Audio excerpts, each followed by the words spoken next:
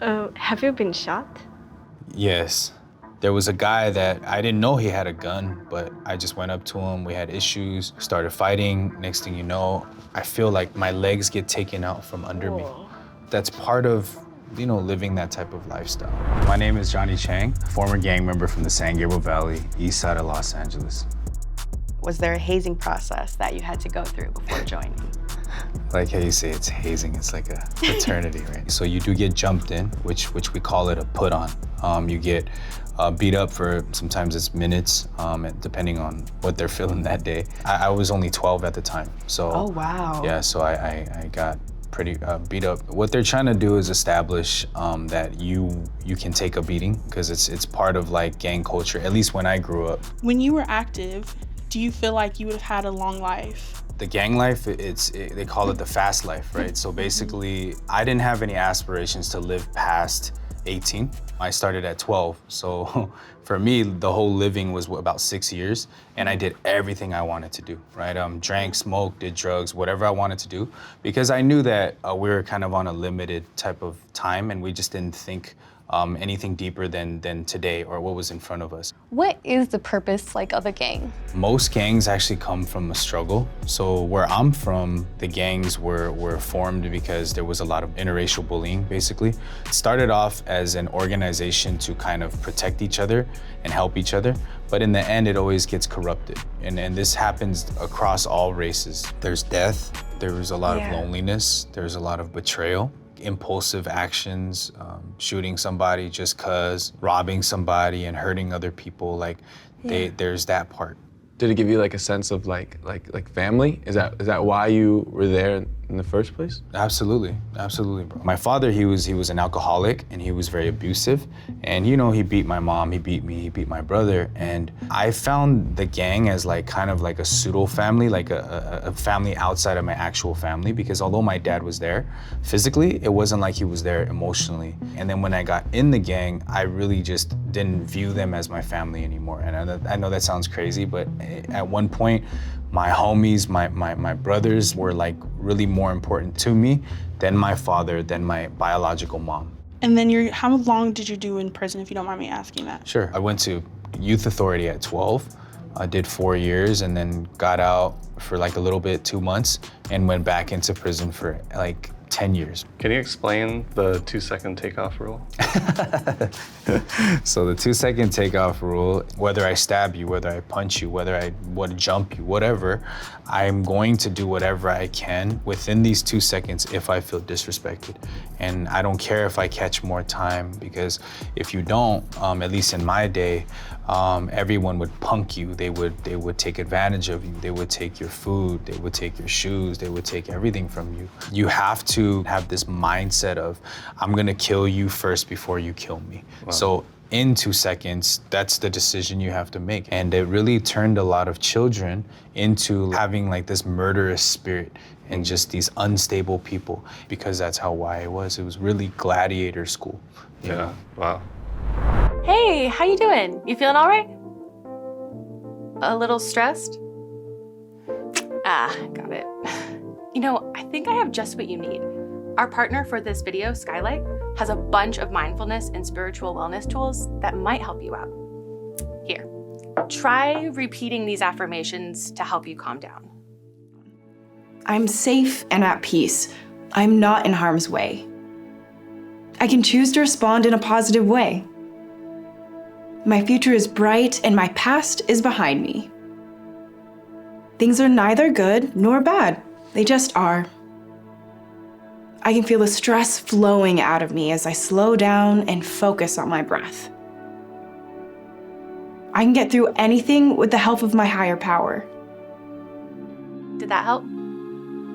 Good, I'm glad. Skylight's new app is 100% free and has a bunch more tools like that to help you recenter and guide yourself, like guided meditations, affirmations, stretching exercises, and more. To find more tools to help you take care of your mind, body, and spirit, be sure to visit skylight.org or click the link in our description. Thanks so much, Skylight, for sponsoring this portion of the episode. Now let's get back to the video. Did you have opportunities to walk away sooner? There wasn't really a point where I wanted to walk away, to be honest with you. I really felt like this was the thing that I wanted to aspire to be, was a gang member. It was like that was your career. Yeah, 100%. You know, I looked at prison like university, basically. Like, oh, if I get to this prison, oh yeah, that means I made it. And I know that sounds twisted to a lot of people who don't understand this lifestyle, but essentially, like, that's all I really had at that point. You know, I seen this as like my hope. The lifestyle was hope. The power, the you know, the respect, the money, everything was just hopeful for me. Did everybody in the gang assign for a weapon? Oh, do they all get a gun? Is Yeah. that what you- Yeah, or different, or knives, I don't know. It depends. I'm gonna speak on, you know, Asians in general. I can't speak on anybody else. At least in my area, like, you have to protect yourself some way. So a weapon, I would say, not necessarily a gun, but you definitely had your brass knuckles and your shank. That was like, you know, shoes, socks, pants, shank, brass knuckles. You know, it's like, it was part of your wardrobe, basically, right? So yeah, you do get assigned those things. But most Asian gangs were usually outnumbered and we're usually smaller. Yeah, we have to defend ourselves. Were you ever close to like committing violence, like when you were a gang member? When I was a gang member, yes, I committed a lot of violence. Yeah. Yeah, I think that was all I did, honestly. It was very violent. I felt like I was a victim all the time. I felt like you guys have fathers who love you and treat you well, and I don't. So right then and there, I'm gonna show you. I was very vengeful. I was very hateful because I didn't have, you know, things that other people had. So yeah, I reacted through anger and anger alone, bro. Have you lost any like close friends like to death in Yes, the yes. gang? I've lost a lot. Yeah. Yeah. I've lost a lot. Not just in the gang, but outside of the gang too. I've lost a lot. Being from where I was from, drugs were pretty rampant, and there's people who have, you know, overdosed on certain drugs. There's people who've completely lost their mind. I've lost friends to, you know, while in prison, committing suicide, things like that. So I've lost a lot of different, in a lot of ways, I've lost friends. Oh man, that sounds really difficult. Yeah. What was the craziest thing that you witnessed? My friend dying in my arms was the most craziest thing, I would say. And that's because I was supposed to die that night. We had planned to kind of do something and rob somebody, basically. And we planned that, you know, I'm supposed to go to the right of the car and he's supposed to go to the left. But when I stepped to the right, he just stepped in front of me. So naturally I went to the left. And then I hear, you know, gunshots ring out, and basically I see my friend there, like, dying, right? So I've been in shootouts, I've been stabbed, I've been all that, but to actually, like, see somebody pass away in front of you is the sound, it's just very, very traumatic. And how did you manage to, you know, in a way, turn your life around? How did you kind of exit the gang? That point came to me when I felt this depression and emptiness inside of my heart that I could not get rid of. So I assumed, oh, it's because I'm in prison. Of course I'm empty. Of course I'm depressed. When I get out, I'll feel better. But once I got out, I still felt the same. If anything, I felt more empty because I was a two-strike felon, meaning no one was gonna hire me for violent crime. So I had to go back to trapping or selling drugs, as they call it, right? And so when I was doing that, I was making $30,000, $40,000 a month. And, you know, I had a nice place, penthouse, went to Vegas every week, did this and that, you know, did as much drugs as I wanted to, everything. But I still felt that emptiness and that void. And then I'd be in a room with, you know, 100 different people from my neighborhood, and I would feel alone. Like, it's weird, like you're physically with people, but inside of your heart, it's just like this hole, you know, it's just this void. My turning point was around 24, 25 years old, and that had to do a lot with finding God. I had that YOLO lifestyle, you know, where it's like, well, I'm a sinner anyway. I keep messing up, so F it. I'm just gonna do whatever. That's how I be. It'd be bad for me. I'm like, man, I already messed up anyways. You might as well add another tally on it. Exactly. I'm going somewhere. Exactly. Dig deeper, right? You know, it's like I recognize that was a deception. I've been out since 2014, received salvation in 2015. I'm now going back to prisons. It's 2023, and I'm, you know, preaching the gospel and sharing my testimony like this.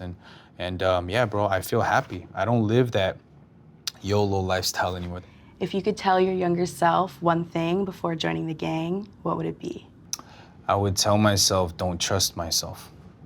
because I joined the gang thinking that I was gonna make money, I was gonna have status, I was going to have just everything, respect, power. Of course, those things come with it, but I didn't see the dark side of things, right? I mean, what does the world teach you? You know, follow your thoughts, trust yourself, believe in yourself. And that's what I did. And when I did do that, I ended up miserable. I ended up depressed. I ended up lonely because I kept living up and down. What I call it is like that roller coaster lifestyle. Happy when you're happy, sad when you're sad, happy, sad, right? It's like an up and down lifestyle. I've learned now not to really think just for myself, because what Johnny wants to do is always a stubborn, you know, very like, you know, 0 to 100, like just crazy impulsive things. I've learned to kind of put that down and think about the people, think about, you know, my family, think about my friends, think about my church, think about all the people that it will affect, and that actually stops me from doing the things that I actually want to do. Did you ever find a way of like forgiving your family, like your mom and dad? Yeah. Me and my dad actually rekindled our relationship, you know, and that was only through, like I said, through Christianity. I was taught that, you know, that it wasn't my father who did those things, and I was like, what? Like, you don't know that, you know, you're not my dad, right? You weren't there, but there was a force inside of my dad that was dragging him. I do remember my dad saying, like, hitting my mom and then saying, I'm sorry, I'm trying not to drink, but I just keep drinking. You know, I recognize that, hey, there is something too. That same thing that's dragging me was also dragging my father. The way they explained it was like a builder. Build this house and then it comes and gets vandalized. We don't blame the person that built the house, we blame the vandal, right? So likewise, when I looked at my dad, there was something that hijacked him. I no longer blamed my dad. I started to see this other thing that was working in him, which we believe is an evil spirit. And when I apologized to my dad, being the victim, apologizing to the aggressor was crazy, but he broke down and he actually said he was sorry. And that's the first time I heard him say that he loved me, that he was sorry. We hugged it out, and like years of sadness just ended right there. And we're great. My dad comes to church with me. We hang out. I get him food. I mean, it's a great thing. You know, we really bond now, and it's amazing, honestly. Yeah. That's awesome. After you quit the gang, do you still keep in touch with your brothers? Yes. I do keep in touch with my brothers. In the beginning, you know, they were like kind of laughing at me, of course. They're like, oh, this guy's a little Christian boy, you know, like, what's wrong with him? This guy's different, he's peaceful, he's not so like turned up and crazy. But as they started to recognize that I was kind of growing, and some of them actually come to church with me, and you know, they started to see that they also suffer from emptiness. They also suffer from loneliness, depression, void, and all these other things. And we're taught in that gang culture to just mask that and never show that. But you know, I kind of am the person who allows people to be vulnerable and be themselves, you know, and it's a much better relationship now than it was actually even when I first joined the gang. So yeah. That's amazing. I'm really glad to hear that for you. And then on a more lighthearted note, what do you like to do for fun? Bro, I'm like an old soul, honestly.